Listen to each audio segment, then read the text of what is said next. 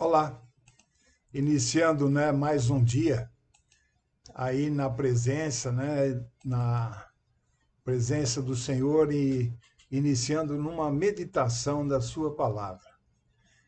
O que eu gostaria de compartilhar hoje, eu poderia chamar no que eu creio, né? Então, esses dias atrás, quando eu abri o meu computador, logo quando aparece a primeira tela, né, depois do login, apareceram algumas fotos, né, que o programa manda. E olhando aquelas fotos, né, eram da Grécia. Muitas fotos, né, das regiões ali, e algumas de Atenas.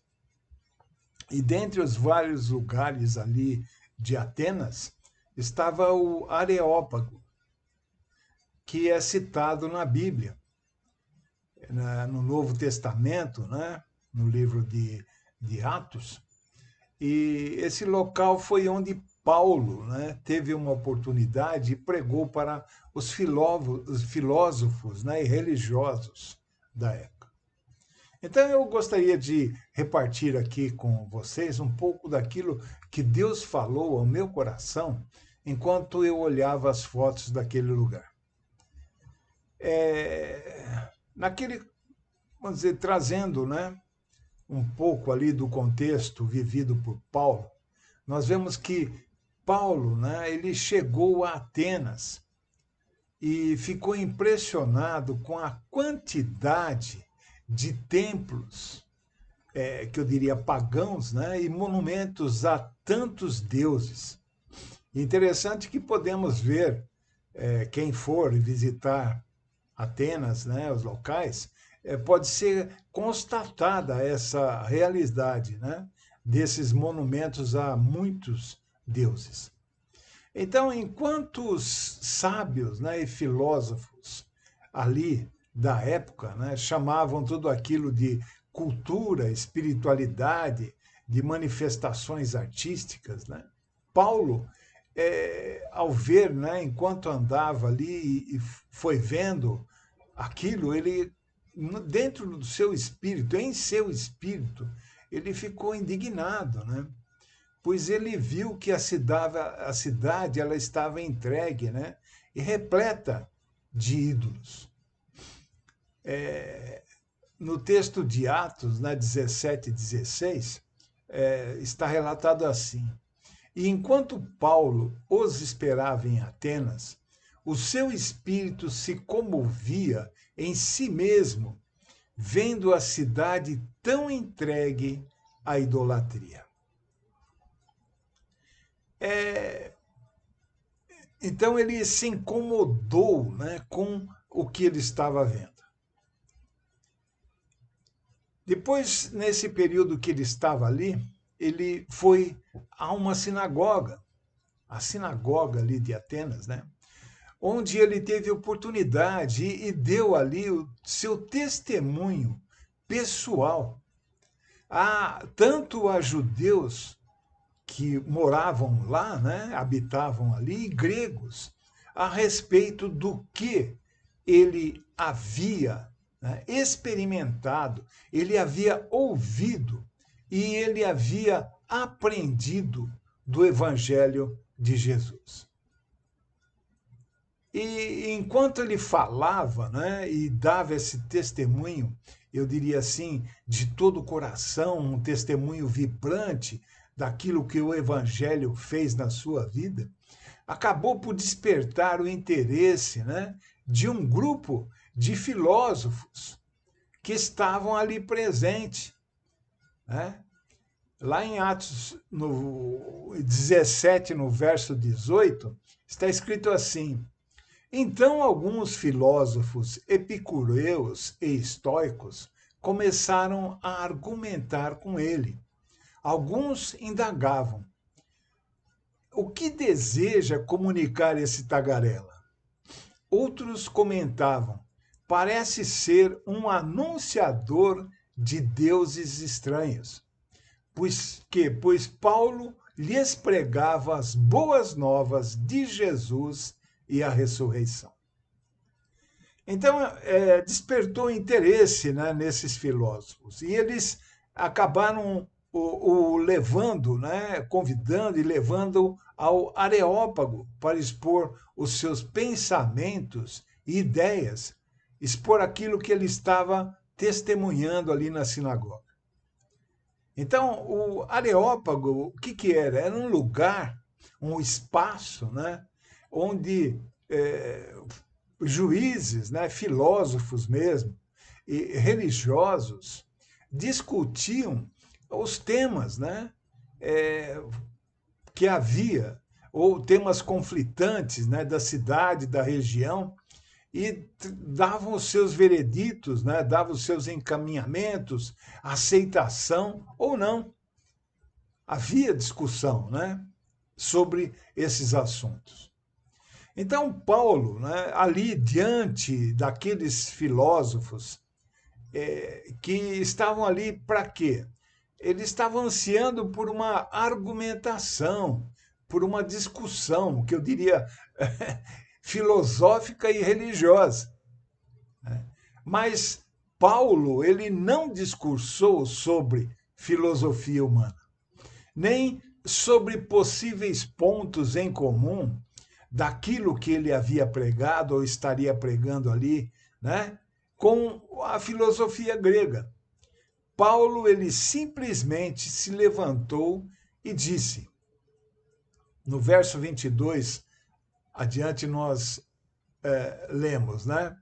E estando Paulo no meio do Areópago, disse, varões atenienses, em tudo vos vejo um tanto supersticiosos, porque passando eu e vendo os vossos santuários, achei também um altar em que estava escrito, ao Deus desconhecido.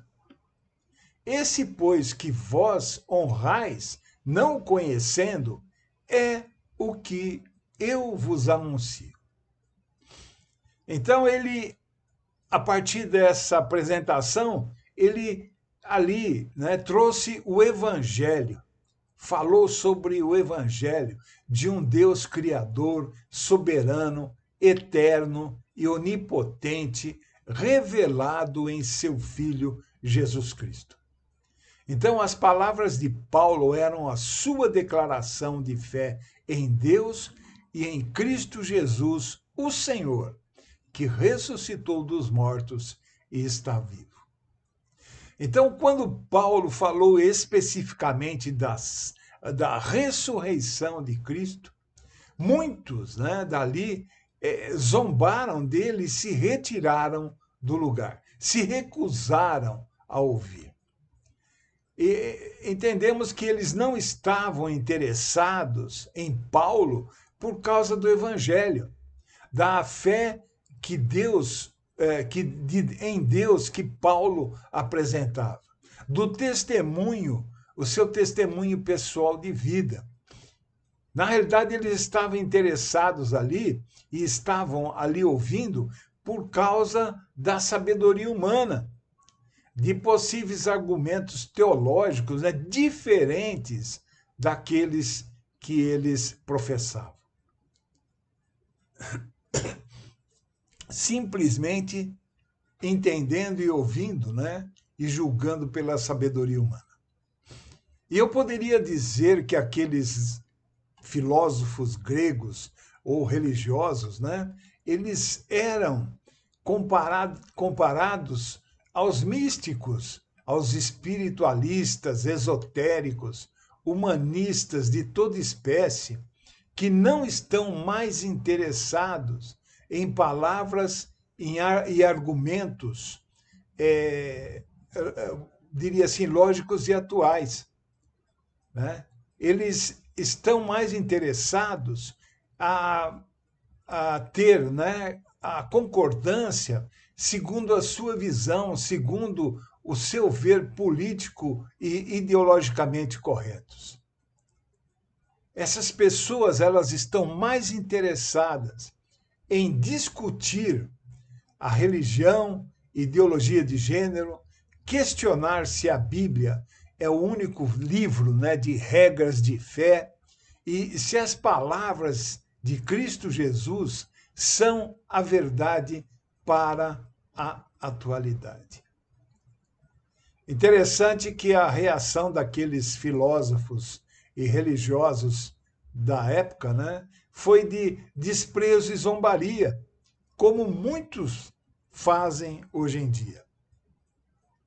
Aconteceu, porém, a partir do verso 34 está escrito: aconteceu, porém, que alguns homens se juntaram a Paulo e creram.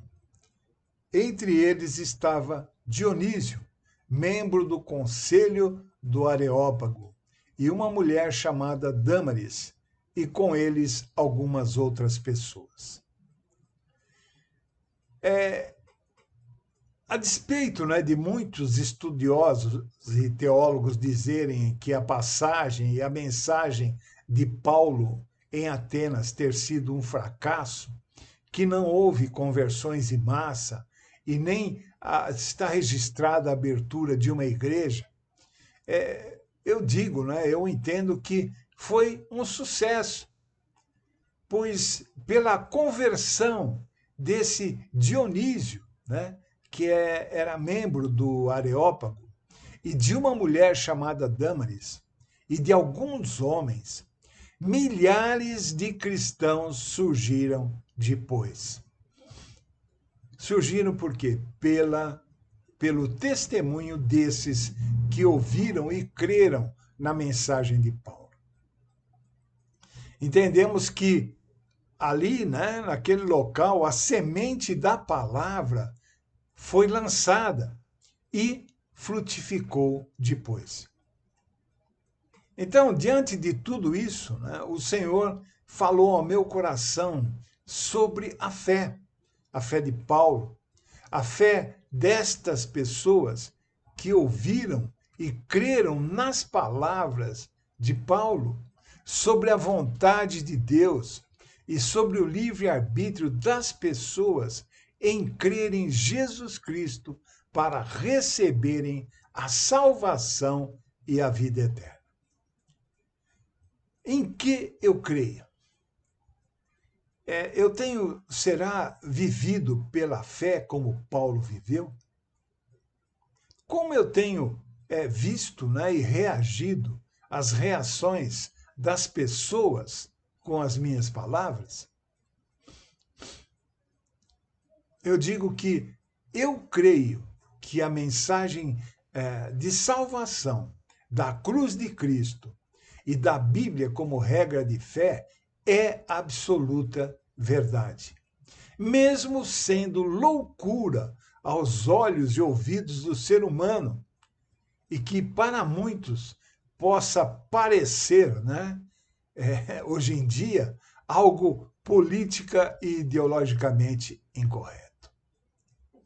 Eu creio que muitos têm o direito legal dado por Deus de decidirem escolher que caminho desejam seguir, de fazerem o que quiserem com suas vidas.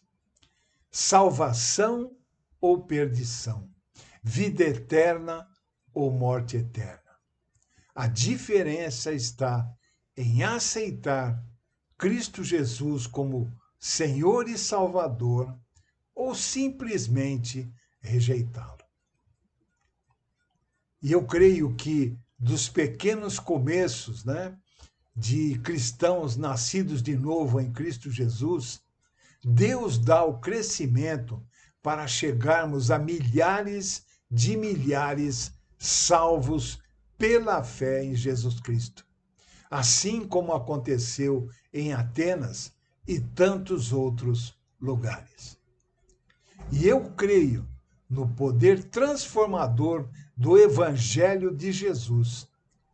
Ele transformou e salvou a vida daquele homem Dionísio, daquela mulher Dâmaris e tantos outros naquela época.